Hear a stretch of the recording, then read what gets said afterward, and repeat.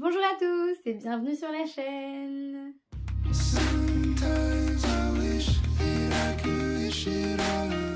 On se retrouve aujourd'hui pour un book haul parce que j'ai pas mal de livres à vous présenter.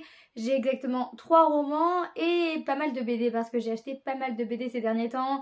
Il y a eu le festival de la BD d'Amiens récemment et donc j'y suis allée. Et il y a eu les 48 heures de la BD. Bon, ça c'était plutôt en avril et j'ai acheté aussi des BD et je me suis dit je vais vous en parler dans cette vidéo. J'ai envie de vous partager tout ça. Donc, trêve de blabla, c'est parti. Et on commence par les BD avec tout d'abord Les Sortilèges de Zora, donc le premier tome, publié chez Vent d'Ouest de Judith Peñen et Ariane Delrieux. J'avais très envie de découvrir cette saga parce que je l'avais vu passer un peu partout. Et c'est simplement l'histoire de Zora qui est une sorcière mais qui doit vivre cachée. Elle vit cachée avec sa grand-mère et elles se sont réfugiées à Paris. Et tout va basculer lorsque en fait Zora va se retrouver au collège et je suppose que elle va vivre des petites aventures ou en tout cas avoir du mal à cacher son identité de sorcière. Je ne sais pas, je pense que ça va être très sympa et puis il y a plusieurs tomes donc ça va être bien, on va suivre ses aventures, tout ça. Donc j'ai hâte de le lire. Ensuite une autre bande dessinée, on va dire sans prise de tête, avec Calamity Jane, le premier tome donc qui s'appelle La Fièvre, donc chez Delcourt. Et ici c'est de Adeline Avril. Et donc ici c'est l'histoire de Jane. En fait le résumé se présente plus comme un journal entre guillemets parce que c'est je m'appelle Jane, j'ai 11 ans, etc. etc. Donc elle a traversé l'Amérique en charrette avec sa famille. Sa mère est morte, son père s'est absenté et elle se débrouille avec ses frères et sœurs. Ils habitent dans un ranch. Et le problème il est là, c'est qu'une indienne rôde autour du ranch. Et Jane doit agir, veut agir et elle va agir à sa manière parce qu'elle aime bien faire ce qu'elle veut comme elle le dit dans le résumé. Donc je ne sais pas trop ce que ça vaut mais ça peut être sympa. Et puis il y a d'autres tomes aussi, c'est encore les aventures du coup de Calamity Jane. Et donc j'ai hâte de le découvrir aussi. Et on poursuit avec quelque chose qui n'a rien à voir puisque c'est Ma vie en 24 images par seconde, donc chez Dargo de Rin Taro. Et ici c'est plus un roman graphique je pense vu sa taille. Et ici on n'est pas en Amérique, on n'est pas chez les sorcières. Et donc on parle ici de la vie de Rin Taro. Donc c'est Rin Taro qui parle de sa vie, si j'ai bien compris. La vie donc d'un grand maître de l'animation japonaise. Oui, c'est lui qui s'est lancé dans la création de sa première BD, donc cette BD, pour nous raconter son histoire. Oui, et donc c'est le créateur de la première série d'animation donc japonaise Astro Boy, sur laquelle il a travaillé aux côtés d'une autre figure incontournable du cinéma d'animation qui est Osamu Tezuka. Donc oui voilà, c'est le récit donc de la vie de Rin Taro qui est une grande figure dans le monde de l'animation, en tout cas du côté du Japon. J'avoue que moi je ne m'y connais pas trop mais je pense que ça peut être très intéressant. Surtout de découvrir tout ça en BD, ça donne très envie, ça a l'air très riche, très fourni. Et voilà, donc j'ai hâte de vous en reparler. Ensuite, autre BD, c'est Les Affamés du Crépuscule, le tome 1, donc chez Delcourt, ici de G. Willow Wilson, de Chris Wild Goose et de Sassik. Et ça c'est une réception grâce à Babelio, je vous passe les détails. Et on est plus ici dans un univers de fantasy avec donc les humains et les orques qui ont survécu dans un monde en voie de disparition. Mais ils sont ennemis et on va suivre cette lutte entre les deux clans, cette lutte pour un territoire qui se réduit, pour le pouvoir. Et ce qui va se passer, c'est qu'il y a des créatures qui se nomment les Vangols qui vont surgir et les deux peuples vont alors devoir sceller une alliance. Et donc on suit ici le puissant seigneur orc, Trot Givrock, qui envoie sa cousine bien-aimée Tara, une jeune guérisseuse de haut rang, combattre aux côtés du commandant humain Kaloum Guéréné et des rémanents, sa faction de guerriers. Je n'avais pas encore lu le résumé donc excusez-moi pour ces petits bugs mais j'ai vraiment envie de le découvrir on va dire sans trop connaître l'histoire. Ça a l'air très chouette, ça a vraiment une ambiance Seigneur des Anneaux et vraiment une très bonne fantaisie. Et puis j'ai déjà regardé les illustrations à l'intérieur, sont magnifiques. Donc je pense que ça serait une très belle découverte. Et ce n'est pas fini, on a aussi donc le deuxième tome de Dérangé. Donc le premier tome c'était celui-là. Qui date déjà de l'année dernière il me semble, que j'avais acheté, que j'avais adoré. En plus, ce sont des auteurs justement amiénois et comme je suis amiénoise, hein, j'habite sur Amiens, c'est toujours très sympa. C'était très chouette, il n'était pas censé avoir de tome 2, enfin en tout cas le tome 1 n'annonce pas de suite, mais le tome 2 est sorti et je me suis dit que je devais absolument l'acheter, je ne pouvais pas passer à côté et déranger. En fait c'est l'histoire donc de Fleur, donc cette fille que l'on voit ici. Donc dans le tome, tout commence dans le tome 1 dans lequel en fait la petite voix qu'elle a dans sa tête, vous savez cette petite voix qu'on a tous qui donc disait à Fleur de se ressaisir, de faire du sport, de manger plus sainement, vous voyez le genre, et bien cette petite voix se matérialise sous la forme de cette espèce de fée et elle va l'aider à changer sa vie, à se reprendre en main et c'était très chouette. En même temps c'est une belle leçon de vie et c'était très beau aussi au niveau des illustrations.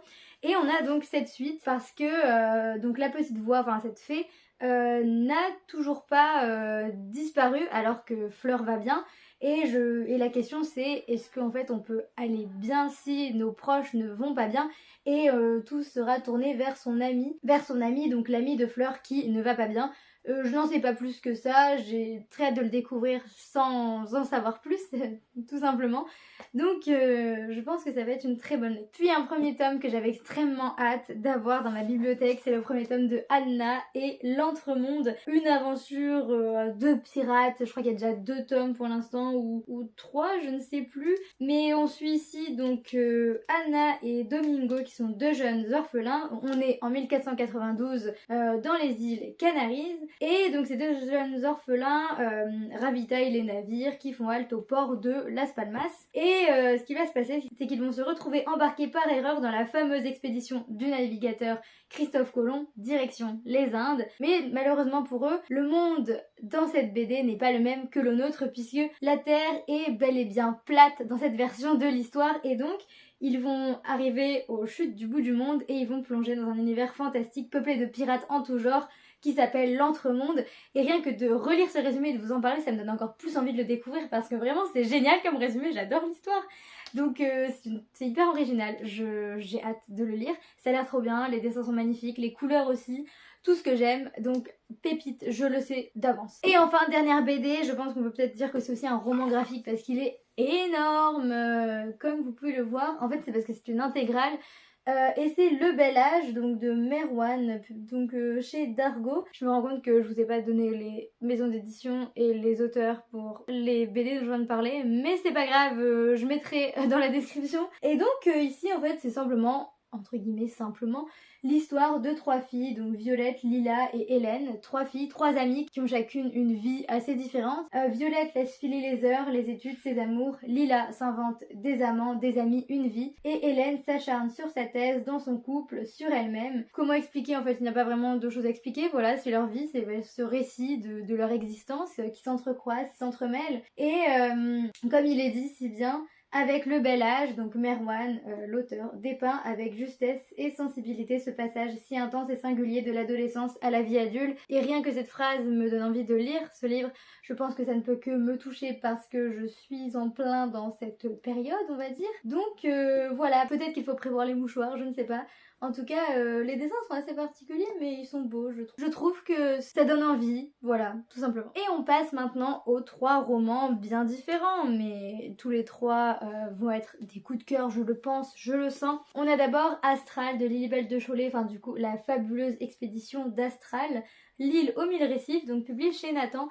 Et ici c'est l'histoire de Astral et son frère, Astral et son frère River, qui ont volé un voilier de la flotte de leur père et qui se lancent dans la traversée de l'archipel du dragon d'Écume. Donc on est dans un univers fantastique, enfin fantasy qui a l'air très sympathique. Et leur but c'est d'atteindre l'île aux 1000 récifs pour retrouver quelqu'un qui leur est cher. Ils vont être aidés par leur oncle, ils vont affronter les dangers de la mer, mais au milieu des tempêtes, des secrets et des trahisons, il se pourrait bien qu'Astral rencontre des alliés inattendus, passagères clandestines ou même créatures fabuleuses. Désolée, je lis le résumé.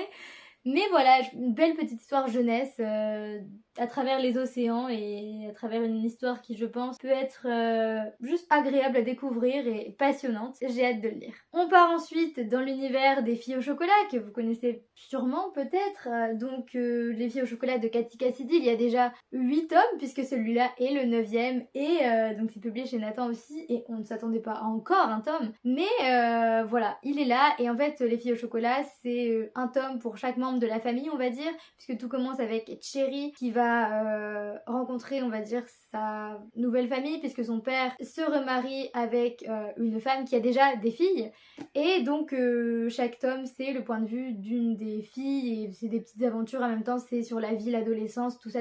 Et ici donc on a le point de vue d'un personnage qui ne fait pas vraiment partie de la famille puisque c'est la petite sœur d'un des petits copains d'une des sœurs, bref.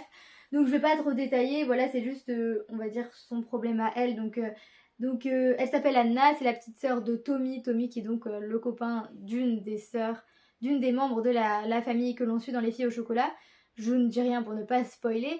Et donc elle est passionnée par la gym, elle a 13 ans et son histoire c'est que ses parents sont en voyage de noces et elle doit cohabiter avec les sœurs Thornberry, donc c'est justement les sœurs que l'on voit dans la saga.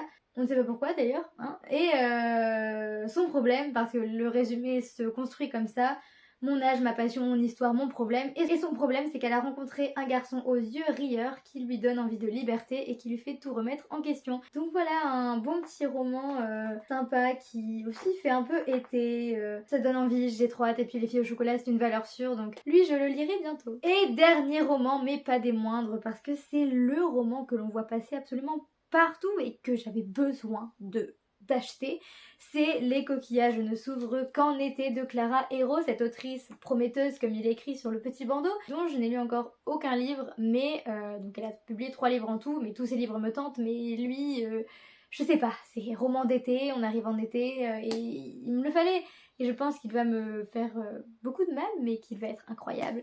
Parce que donc cette histoire c'est celle de 2 sœurs, de Lena et Phoebe, qui comme chaque année passent leurs vacances sur la côte basque. Et donc on a ces 2 sœurs très différentes. Lena ne rêve que de surf, de fêtes sur la plage. Et Phoebe, elle peine à reprendre son souffle après une année de fac compliquée. Les 2 sœurs ne se parlent presque plus et leur famille est au bord de l'implosion. Mais évidemment, qu'est-ce qui va se passer pendant ces vacances ? Eh bien, je pense que tout va exploser, tout va être dit, des choses vont se passer, notamment avec donc Inaya qui est une fille qui bouleverse toutes les certitudes de Lena. Et du côté de Phoebe, c'est Isaac, son premier amour, à qui elle a brisé le cœur l'été dernier, qui est là. Et il y a aussi donc ces choses que les sœurs ne se sont jamais dites.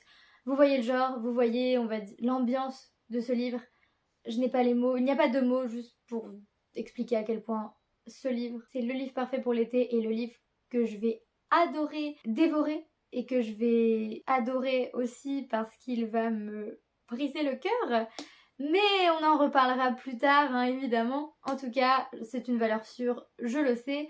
Et ben voilà, c'est tout pour ce petit, enfin gros book haul. J'espère vous avoir donné envie de découvrir ces livres. Dans tous les cas, je vous en reparlerai dans d'autres vidéos quand je les aurai lus. N'hésitez pas à me partager vos derniers achats en commentaire, hein, pourquoi pas, c'est toujours sympa. Et j'espère que cette vidéo vous a plu. Et sur ce, moi je vous dis à la prochaine dans une prochaine vidéo. Salut!